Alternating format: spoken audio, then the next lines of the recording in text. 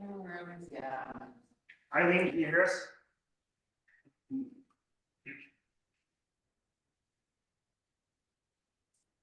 All right, John, you're all set. Okay. Welcome. Call the meeting to order, 12:01 by the clock on the wall. Carlin, would you take roll call, please? Commissioner Bulkley. Here. Commissioner Curry. Here. Commissioner Easterby. Here. Commissioner Mendel. Here. Commissioner Truax. Here. 5 were. Okay. Special presentations. I don't think we have None any. today. Nope. Okay. You have your minutes then? Oh, yeah, sorry. We need a motion. Has everybody had a chance to look at the minutes from October 17th and January 16th? Any questions or comments? Corrections? I'll move to approve. Okay.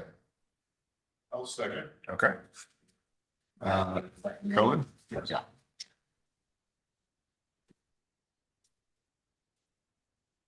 Commissioner Bulkley, what's your vote? Yes. Commissioner Curry. Yes. Commissioner Mendel. Yes. Commissioner Truax. Yes. Okay. Motion carries 5-0. Okay, now I'll get back on track here. General public comment. Do we have any members of the public on Zoom? Here for public comment? No? Consent agenda, no items. So Chief Tomeyer, over to the budget. So, and I apologize, we didn't number the packet this month, but I can just give you an update on where we are. So for item A, update on the December 2023 tax apportionment, which we actually received in January, it came in at 2.9 million, which traditionally that first apportionment comes in at about, for the last 10 years, it's been between 60 and 65% of our budget. And based off our ABA projection, we're looking solid with this first apportionment. It's hard to make any kind of huge predictions off of it because the county is not always, it's not actually just our tax apportionment. It includes interests. This time it included our ERAF overpayment. So it's not apples to apples every year, but this is a good first apportionment. So we're looking kind of on a good glide path for this year. And what percentage is that? so again, if you look at it historically, it's been between 60 and 65% of our budget. And if I took that standard number, even went on the conservative side and saying this is going to be 65% of our budget, we're still going to be several $100,000 in the positive this year. So it looks conservatively very good from kind of our expectations. I can take a look at how much it's up from last year, just to give you some idea. Last year, our first apportionment was 2.6. So we're up by about 300,000. But again, kind of the devil can be in the details a little bit because sometimes it's not truly, they call it a tax apportionment, but it's basically just the money you have sitting with me in Mono County getting moved over. Sometimes, depending on where they are at, they actually include things such as our administrative expenses get taken out of that for the tax assessment that they actually do. So, take it with a grain of salt, but it is positive. Chief, just a question. We had talked several meetings ago, and I apologize for missing the last one, but about looking about how we apportion reserves Yep. and those kinds of things. And I guess not for discussion today, but as you look at that, it'd be nice to see sort of a what if that says if that truly is 65% and we're, hate to say over. Yep. Where does that money go? No, it's a great question. So kind of in line with that, there was a meeting that you missed that I put out some proposed language for basically in district SOP on reserves. I was told to move forward on that, but take my time because we had quite a bit going on at the time. And ultimately what my goal is this year, there's a couple of things that happen in our budget that are a little difficult. Most public agencies do what's called modified accrual accounting, which means this typical things that we see is done on a cash basis, Okay. and it makes it easy to move through the budget. What happens with our district, and not gonna get too much into why, but ultimately we end up doing full accrual accounting. And if you actually follow the budget from last month, it changed rather significantly because last year's budget doesn't get closed out till right about now. Right. And our CPA ends up moving quite a few things over, including a lot of it being grant revenues and that sort of thing. So you really don't have a great baseline to be working off of. That being said, kind of my goals before the end of this year is one, bring our capital expenditures closer to that 10% recommendation that we've discussed. Yeah. We put 250,000 a year now, and I'd like to get that to 10% of our budget, essentially is what we've looked at from kind of when we did an analysis of what our capital expenditures tend to be and looking forward. And then really taking a look at what we need in our reserves on a regular basis, which our lowest point from a cash flow perspective, we're so heavy on that. We basically receive 3 big checks. It's actually 2 checks because the third one usually makes up 1 to 4% of our budget. So we have to be very careful from a cash flow perspective. And generally that hits December, January. So we have an idea of kind of where our budgets are sitting at. So I want to do 2 things. One is I want to take that large sum that we have now, kind of split off with capital expenditures. Also work on creating an official designated housing fund and potentially looking at a couple others that I had mentioned in the SOP and getting that moved out of our one cash fund. Separate from that, with where we're at with the budget as we move further into this next quarter, taking a look and seeing if we can do some of that this year where we only budgeted 250,000 for capital expenditures, but I would feel comfortable putting in the full 10%. So putting closer to 400,000 into that and seeing if we can put in some small amounts into some of these other budgets to Good. get to where we want to be. So Okay. hopefully that answers the question. Yeah, it's really just more of a hypothetical. 100%. work for the Yep. year. And you know, I've been extremely conservative with our budget this year just because of the inflation we've been seeing. I was going to get into it kind of on this next item, but we have been slow to rehire our full-time staff, and there's a couple of factors that went into that. The other one is we're waiting. We should know by the end of March on a USDA grant that we put in for.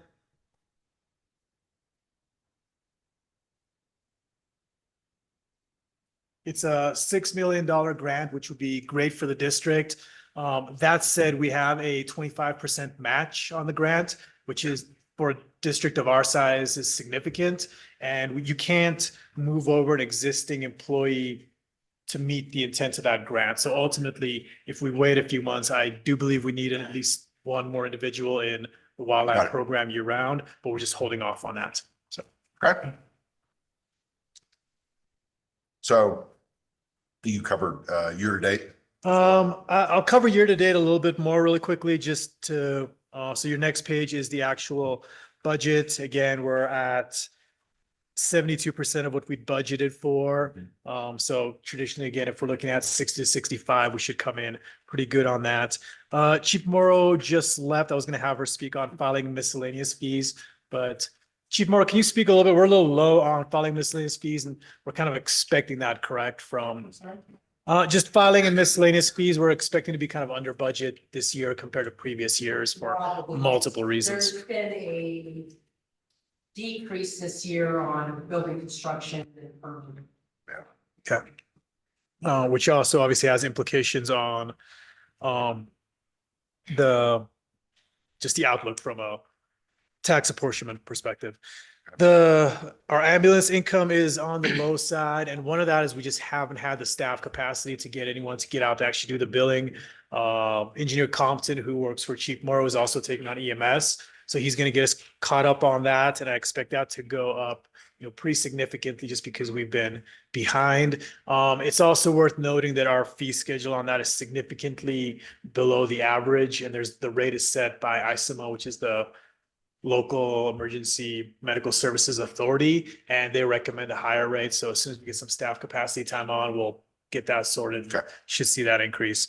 But overall, revenues look fairly comfortable this year. Going through expenses, so we're at about 8 out of 13 of our payrolls. That being said, Bill Green has now pulled back half of it for last year. So we're really looking at about 7.5 of our payrolls. So we should be at 57% to be kind of on glide path for the year, which is actually exactly where we are.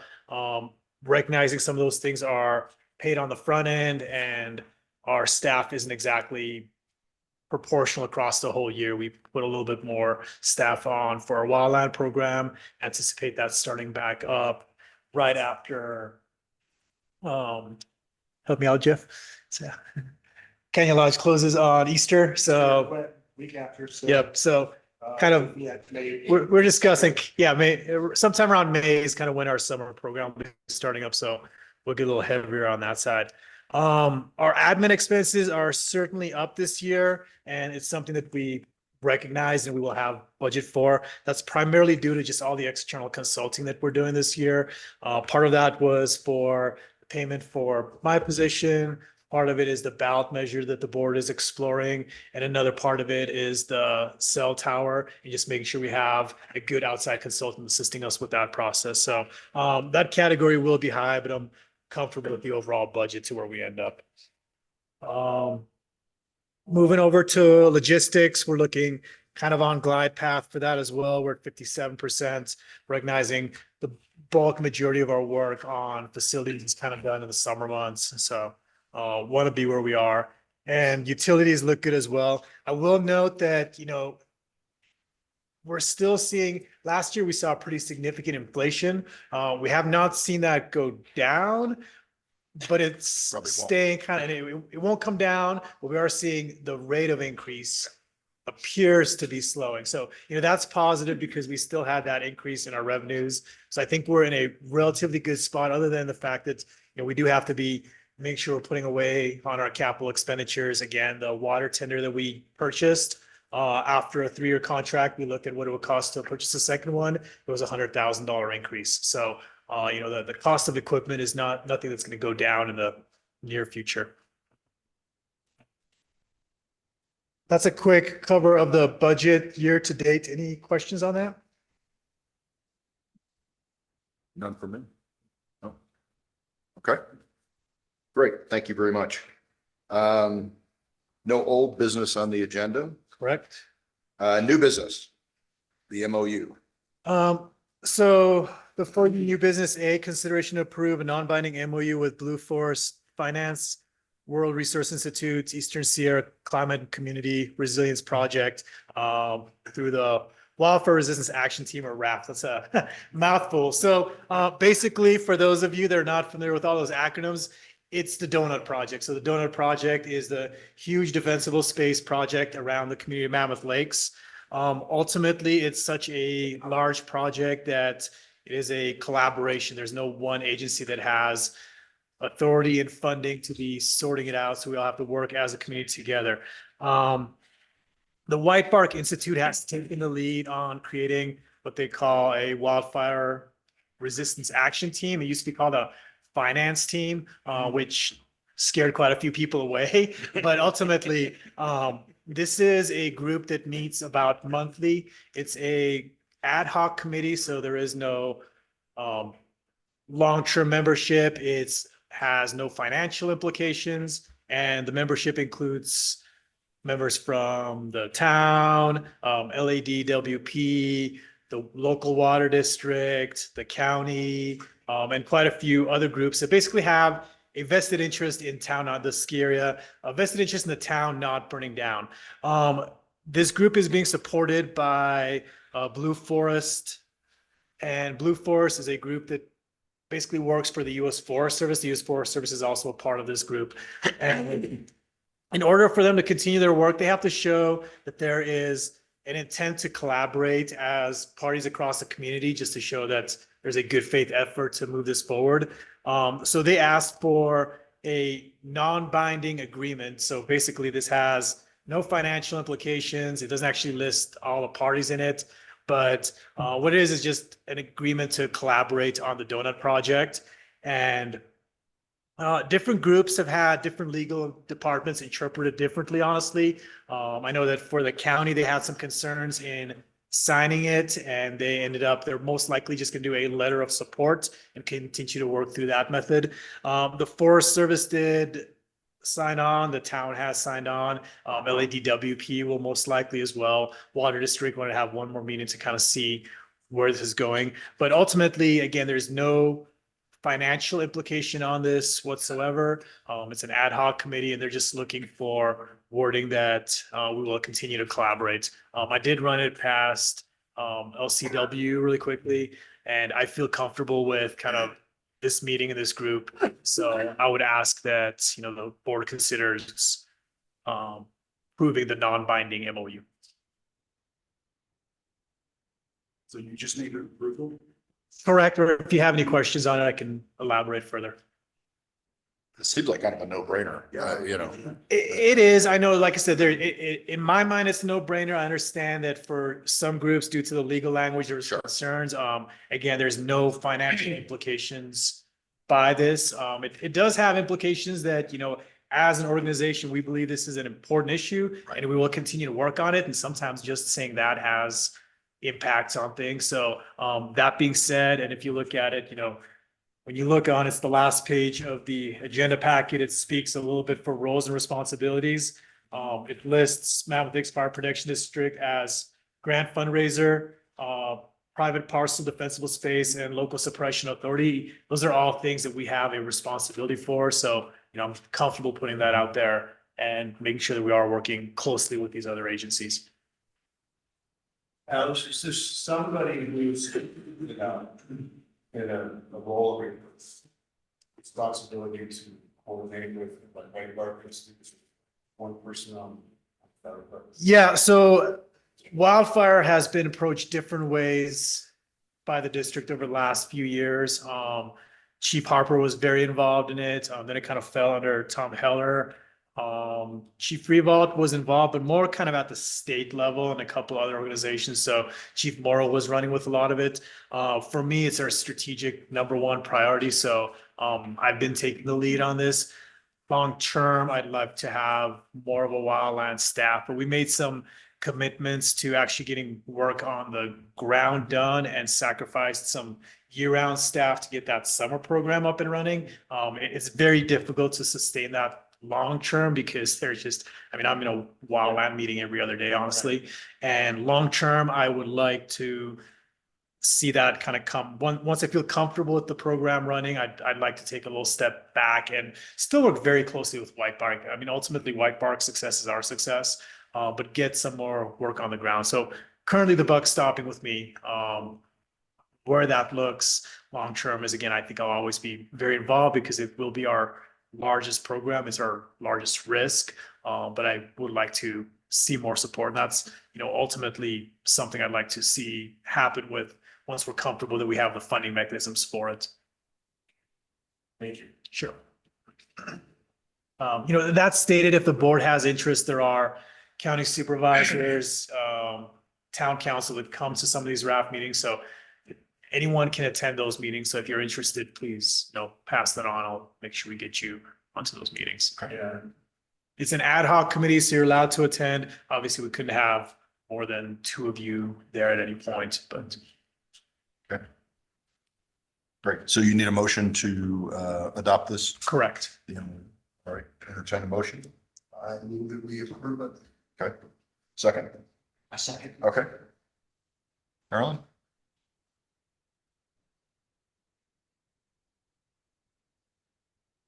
Commissioner Easterby, what is your vote? Yes. Commissioner Mendon Yes. and Commissioner Truax. Yes. Motion carries 5-0. Right. General Counsel Services, Chief. So this is informational only. So just to give you a little background on our general counsel services, traditionally what Mammoth Fire has done is they've had local attorney representation, almost just to bounce things off of. And then if you have something of more significance, you take it to kind of people where it's truly their expertise. So, obviously our largest kind of expert is Liebert Cassidy Whitman, which has been providing a lot of our administrative support. A few years back, we lost our local general counsel and we didn't have any local options. We reached out to LCW and they were able to provide us a list of people. Ultimately, we ended up with Brent Richardson and signed an agreement with him. He ended up being our local counsel. And then he ended up changing and moving to LCW, and we kind of got tied under them. Traditionally, they don't provide general counsel. They are a little more specialized, but in this case, they were willing to do that for us. We don't currently have the opportunity to work with Brent Richardson. So we looked into what would our local options be at this point. It was another chance to take a look at that. One of the kind of things, and I'll just put out there, there's, as great as it is having specialized firms, having somebody local that you can just kind of more like a flag raiser, in my opinion, where they go, yep, this is something you need to be worried about, pass it on to your kind of next level of counsel, or, this isn't a huge deal, you're fine here, but helping us kind of find those red flags is really nice. And having somebody that's local, who understands the local issues and can come in on our meetings is great. So I reached out to Stacy Simons because they actually provide services for other fire districts, probably not to a level to where Mammoth Fire is, just because we're significantly larger. I think a lot of the other meetings are slightly less formal. But discussing it with Ms. Simons, she said her team would potentially have the ability to provide us with services. Wouldn't necessarily be the same person every time, but as a group, they could do that for us.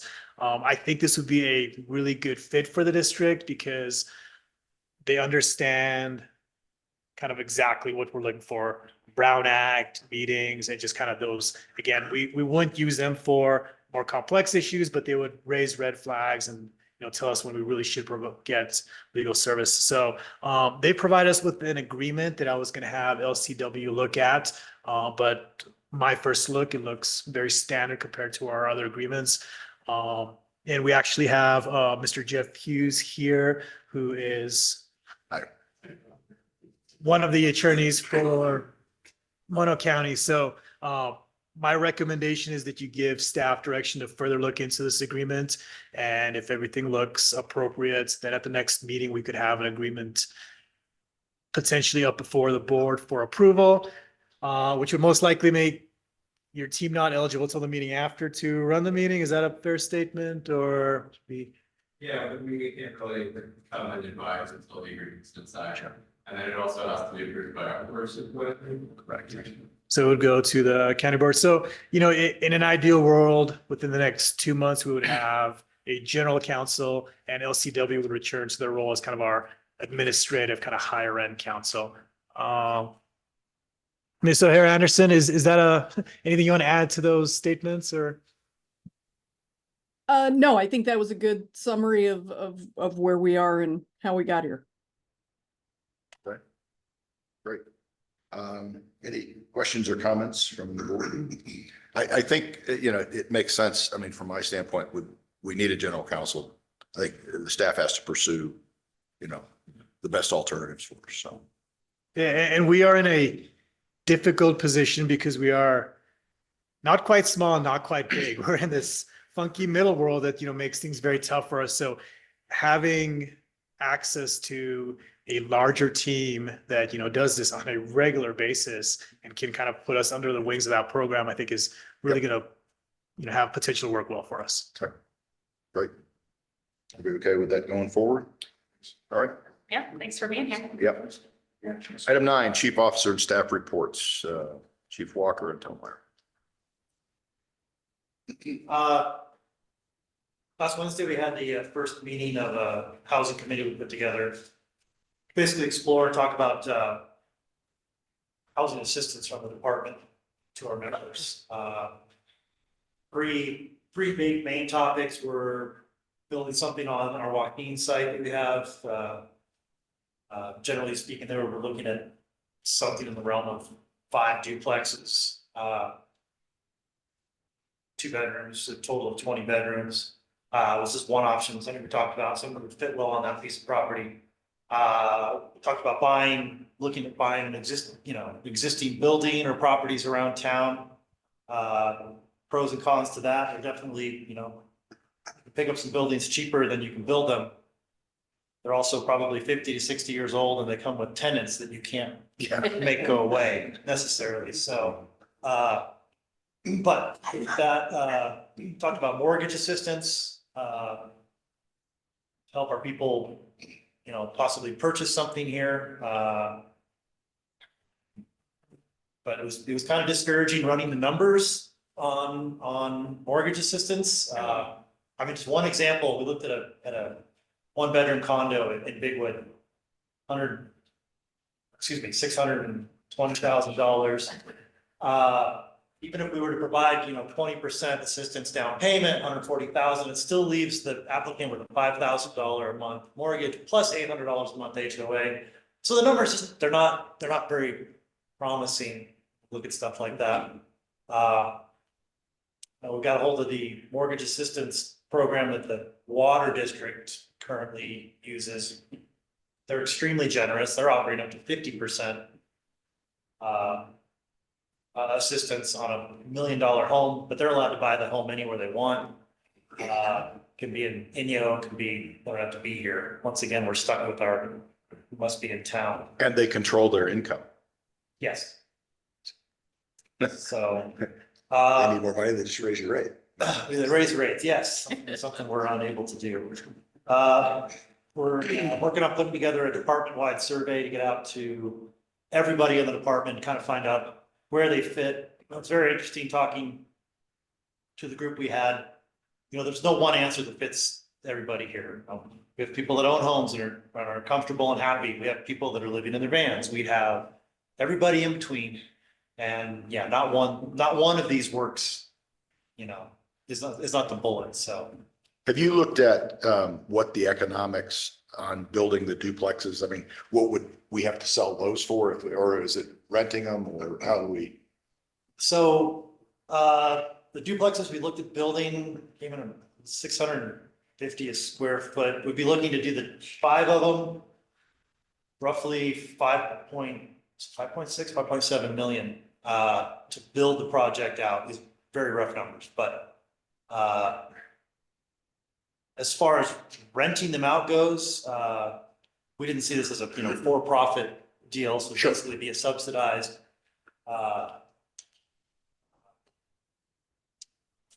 program for our people. So as far as payback goes, I mean, we were looking at numbers in town, $900 a room. It's probably feasible to charge to our people. And the department will be on the hook for the rest of that. The good thing is it's a real asset the department has. It Sure. could be sold Yeah. if need be. And if we did duplexes, they're normal and desired, not some weird projects. We just appreciate it. Hopefully. Yeah. And ultimately, everything we looked at, whether it's the building on the Joaquin side or assisting with, the nice thing, even with the down payment assistance, that the district retains that equity essentially. So even for the water district, what happens over time is you own a piece of that capital, and then when that gets sold, that comes back. So all of it ultimately comes down to you need to have some sort of resources on the front end to make that happen. I'd say probably a realistic commitment would be at least $250,000 a year. And then depending on how you decide to structure that and what the needs are, that could be either a loan to pay for something, or it could be assistance with down payment. Ultimately, what we looked at was, if you had that $5 million for that first project, it would give you flexibility in the sense that, yes, if we found out that somehow everything crashed, we could still sell those if there was a need for the district. There's quite a few options there. I think the next steps are really working with the firefighters to understand kind of what the needs are and what they'd like to see. I don't see us coming up with one solution that kind of works across the board. Some people honestly just want a place to park their van, and that would make them happy, and that's, when you look at it right now, again, we have 3 full-time firefighters. One of them is living, within their van. We've got quite a few of our part-time staff. I think this summer we had 7 people working for us, 2 were living in their car. So there's not going to be one solution here, but it is something we're gonna have to commit funding to. I'd also like to see us, if we can, again, looking at the budget, if we can put a sizable down payment down so that we're not making a annual payment for something. When this fire station was originally purchased, about half of it was paid on the front end, and then we had a payment of about $200,000 for the years after that.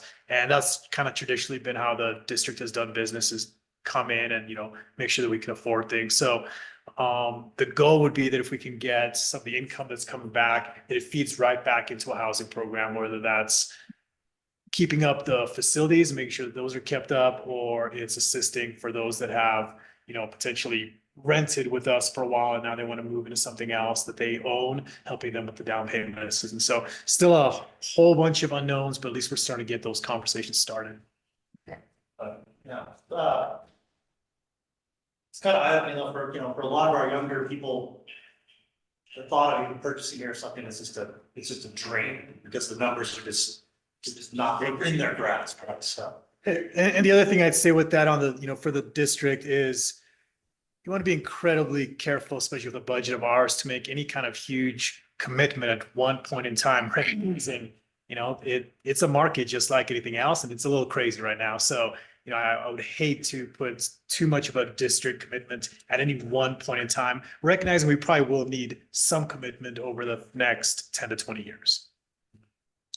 Chief, what do you think is the percentage of personnel that are in dire straits that need to have? I would say that, the one way I look at it, Roger, is all of our staff's being impacted in the sense that, you'd like to live, I think the recommendation is if you take out a mortgage, that 28% of your income goes towards your mortgage. The reality is for most of our people, whether they are at a division chief level or a brand new rookie firefighter level, it's probably closer to, 50, 60%. So we've got quite a few people that are living in their cars. And then the other thing is we have, and Captain Payne is on, he might be able to speak to it from the association side, but we've got quite a few people that live in a place where they don't know year to year if their landlord is going to decide to sell the place, and they're not going to have any options. So, Michael, do you want to add any comments? You can speak for the association a little better. Yeah, I think, what was it, a year or two ago, the association did a survey, and that was probably one of the biggest concerns is, that housing insecurity when it comes to renting.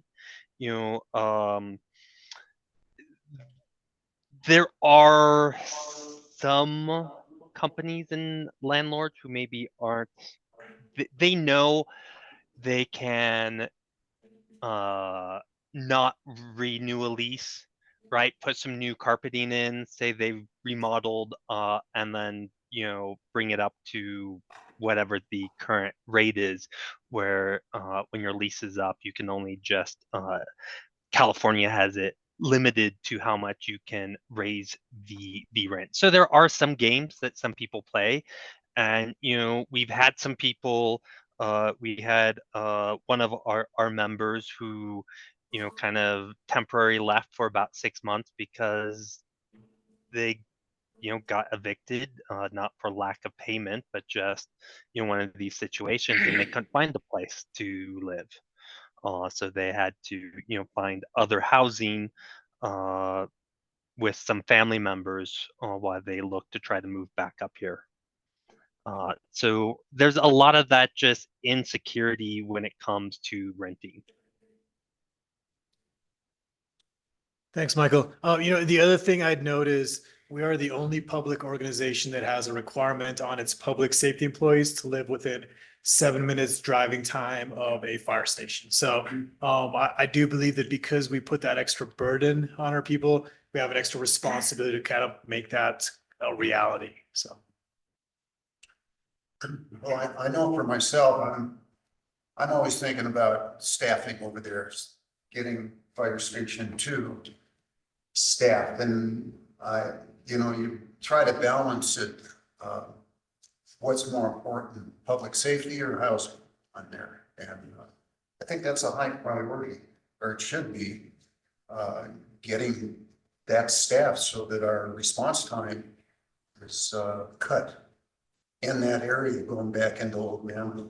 So it would be difficult for me to put the weight on the housing.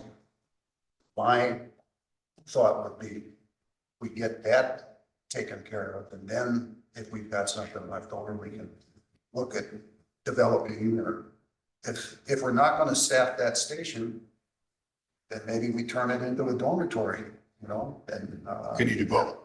My question is, what's the capacity over there? Is So there- we did look at that with Chief Harper. It's theoretically possible, although it opens up, you know, Chief Harper didn't want to be a landlord for a lot of reasons, and I understand that.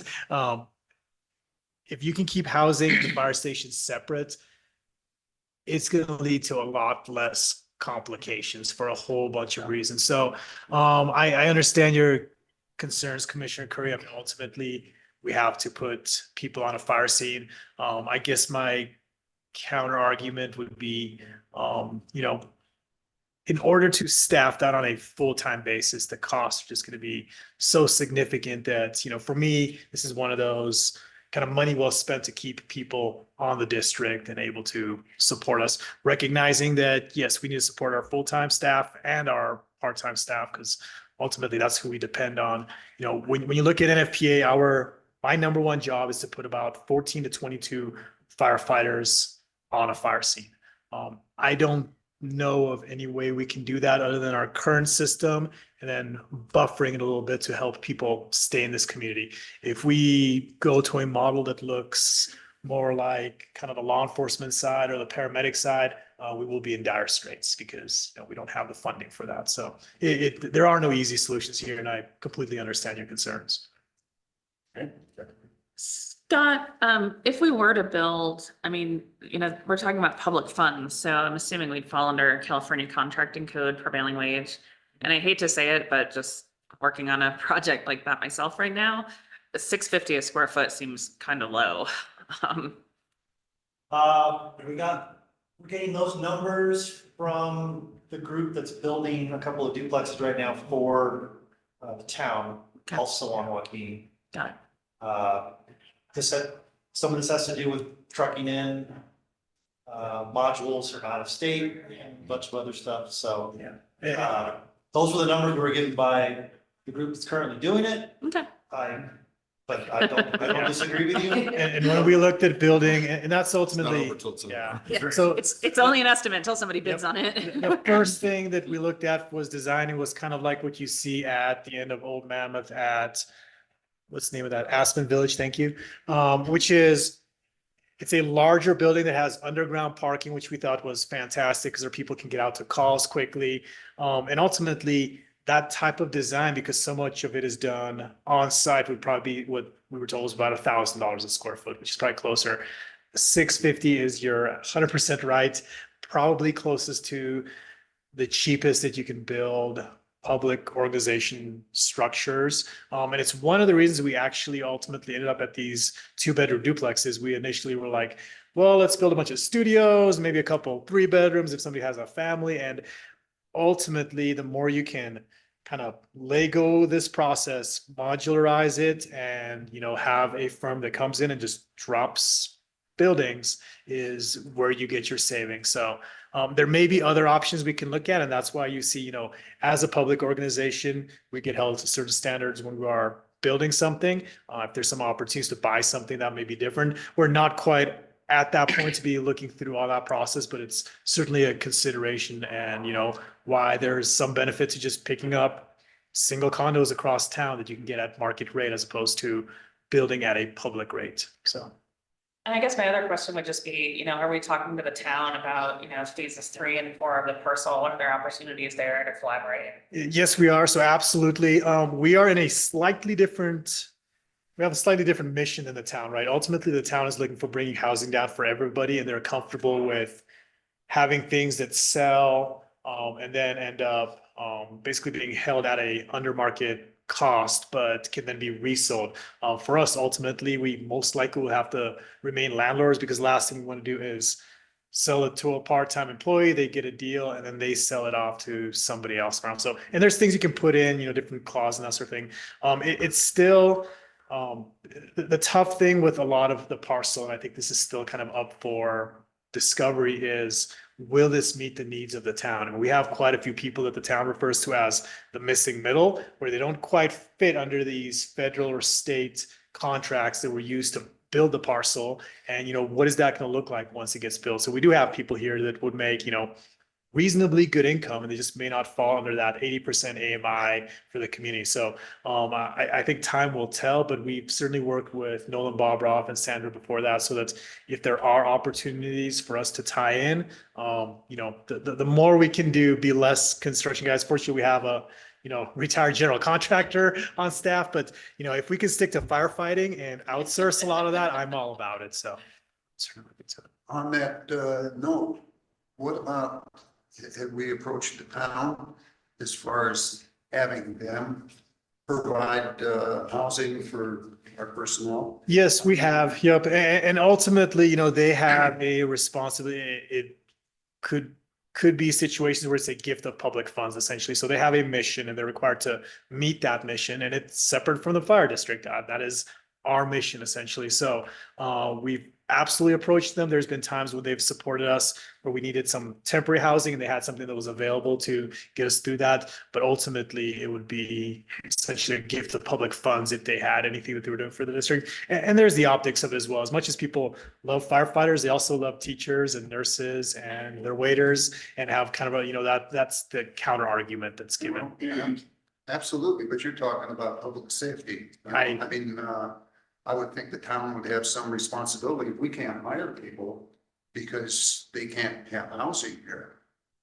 Give it to the town and said, okay, now we're not landlords, we're not dealing with it. They would have to do it. Yeah, I can certainly, I bring this, I bring housing up with the town. I meet with the town weekly. So I certainly have those conversations. I can certainly stress them more. I think they understand how important housing is for us. But they're going to be stuck within the constraints that they have to work with as well. So. All that being said, and I know that the AMI is, because it's based on the county, it's very, quite low for our Mammoth Lakes community, but I would certainly encourage any of our personnel who are, unhoused or in a tenuous housing situation, get on that list for the parcel. Because, to hope, somebody's gonna end up living there, so. Yeah, absolutely. No, and I think that's, I'll say, and within our survey and something, the association has done, and we have helped some people get on that list and providing them some of the information. And if you look at some of the notes from the meetings around the parcel, we actually have a couple members who are very kind of vocal, and you'll see their names come up. But it brings in that hard part, because there are people who are above that AMI and they come in, they do a great job, they're a great value to Mammoth Fire, but they want to start a family, right? And they want that security of ownership, so they move someplace else. Sometimes it's leaving Mammoth, sometimes it's moving to one of our surrounding communities where it is more affordable. And so then, we've put all that time and money into training that person, and now we've lost them. Yeah, and I would just note, to a certain extent, Mammoth Fire has always been, as Chief Reeve always say, kind of a puppy factory for firefighters. We run an academy every single year, and we can continue to do that. Really, where we're going to struggle is we need to take care of kind of our captains. Those are people that it takes 5 to 7 years to be good at that job and get into that rank. And they are kind of that missing middle. They're the people that put that commitment into the community and are really struggling to stay here. So, that's really where I see the highest need. Anything else? All right. Fire chief reports after action review. Chief Tomar. So I'll try to keep these brief because I promised I'd get through this by 1 o'clock. I'm just kidding. Just gonna. Is that the medics? Okay. So we continue to work with Constant Associates on the after action review for the winter storms. The beauty of this is, again, they're an outside consultant that does larger incidents such as the campfire in Paradise and comes back to recommendations to that community. So it's always great to get outside people to give a community some feedback, that's, they have a potentially less biased interest in this than you could argue that we do.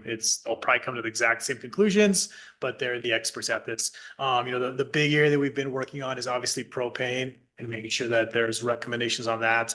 We're making good progress with the town right now, kind of on some subgroups. The franchise agreement is up for renewal, so that puts pressure on that. That's a 20-year agreement. We essentially are at a point where we have agreement that there needs to be a shut off outside of the explosive zone, as crazy as that sounds. So ultimately what that means is for any new construction, we're at the point that the building department agrees that just like you have with water, there needs to be almost like a lateral shut off or a shut off somewhere that we can get to in the winter to shut that, explosion area off without having to go into a zone where it potentially explodes on us. So that's the easy part of the battle. New construction is always easier than figuring out how to retrofit old buildings. But it's a huge step from where we were on this about a year ago. And so I'm cautiously optimistic that we're going down a good path. Report on the cell tower at Station 2. So there was a planning commission meeting last Wednesday. There was, so probably the largest opposition is the units that are directly adjacent, and that's understandable. I don't like a cell tower next to my house. That being said, we are kind of provider of last choice. They went, this has taken probably close to 10 years now that they've been looking for something in the old Mammoth area. And due to the zoning rules, there's very limited parcels that you can put this on. This will meet kind of the communications needs for that area. The biggest concern that I heard was, so with the height of the tower, there are some opportunities for the provider then come in and go even taller than that. That being said, we specifically built this tower at this height to provide for the two interested providers, which are AT&T and Verizon. So there is no need to go taller. There's questions on, would the fire department want to go taller with our equipment? We do not. We're working on the CRIS system and we do not need that here. So the project is, for better or for worse, exactly what it is. There's no intent to change it. I'd also argue that if somebody came in and wanted to rent space on the tower, we don't control that lease. However, they would essentially have to do a sublease with us because they would need space from us to put all their other equipment. So the board would still have the ability to hold this at the height. I believe that at the current height is that balance of what we need for public safety, but can still, I would certainly not recommend going any taller. And I think it meets the needs. And I do still think that the district has the ability to kind of hold it at what it is. So still a good project. The planning commission passed it 5-0. Anyone that wishes to appeal has 15 days from that point. So February 29th is the point that they have to appeal to town council by. They may do that on just a general appeal or on specifics. There could potentially be a lawsuit following as well, which people have already mentioned may be the case. If that does happen, essentially AT&T provides the legal team to cover that with the town, and the fire district will most likely be named in it. And generally what happens is those public organizations say, we're going to drop because of this lawsuit, and then AT&T says, no, we will cover it, and it goes that direction. So I would foresee some type of appeal, and I maybe have to get in front of town council like they did with the planning commission. But overall, there was an understanding that nobody's excited about a fake tree, but the reality is we really do need that communication in Old Mammoth. And it's, one of the things was this did come before a previous board about 10 years ago, and times have just changed. I had Chief Jeff Hinson from the Forest Service Ops out there. He spoke really well. It's like you're on your radio as much as you are on your cell phone, and sometimes you're on your cell phone more, just directing. And so both from the public need for being able to evacuate as well as for the first responders, I think there is a need there. Report on potential November ballot measure ad hoc committee. So again, just making good progress. We've been meeting with props and measures. We're really working on some language to describe what the district potentially needs for kind of an educational campaign. At this point, we're going to be on a little bit of a holding pattern to see what happens in March. You don't want to get ahead of that. You also want to use kind of the data with the school bond going up to see kind of where the community is. But good representation. We've had Commissioner Truax, previous mayor Wentworth attended, and then quite a few of the association members and staff on that. And then one other item, so Chief Morrow is looking at a potential deployment this spring. Right now, we're kind of treating it as potential, and basically, she might correct me if I'm incorrect on this, but in about a month, she'll go through kind of a more rigorous physical and that sort of process to see if she's actually going to deploy. So at this point, we're not making any changes in staff or anything, but we're recognizing that we may lose Chief Morrow for about 9 months. About 9 months. My effective orders are May 30th. Yeah, I just got back from Honduras last week. If I do deploy, I'd like to continue working. I have full connectivity down there and I have my own office, and my commander is absolutely good with that.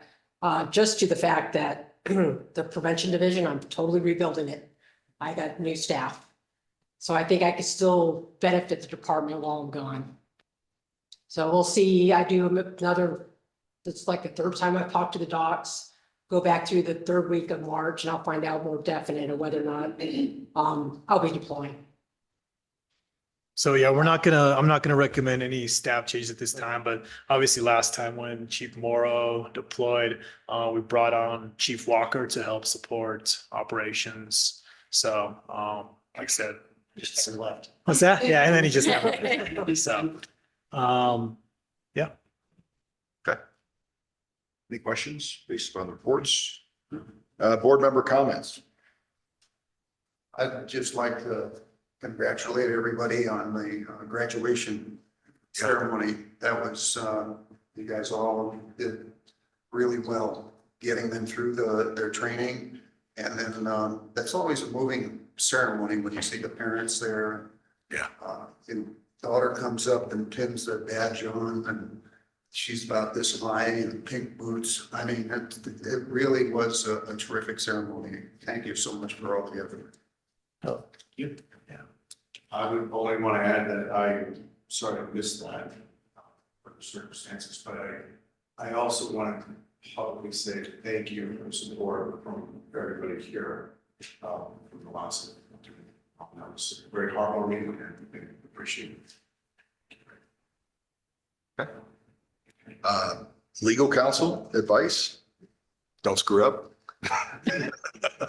That covers it. That's what they always told me, but. Association comments, Michael? Oh, I've no other added comments at this time. Okay. Announcements. Or administrative business, Carolyn? Next meeting tentatively scheduled for March 19th, tentatively, can everyone make that? Okay, I'll send out a meeting request for that, and Chief, I'll just look to you to see, we need to invite for legal. Yep. I think by that meeting, we won't have a signed agreement, so we'll still be kind of working under the current. Okay. Any other comments? Show us adjourned at 12:55. All right, thank you, everyone. Another new record. You're done good, John. Well, It is. it's the agenda. Wow, and it said 26 pages. Put my out of service tag back on. That's right. I'm red tagging myself.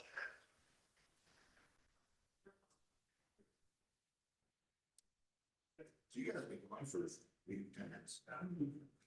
And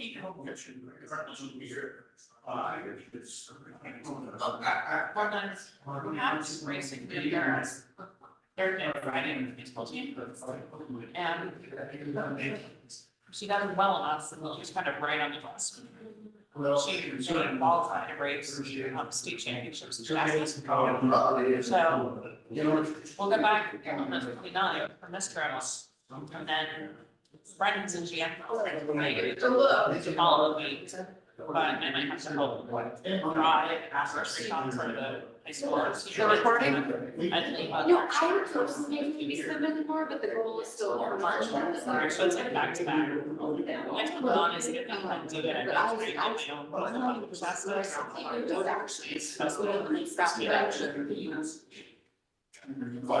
So at least from a minute standpoint, we're fine. Yeah. Yeah, that's the front just last year. So then, North Star. Yeah.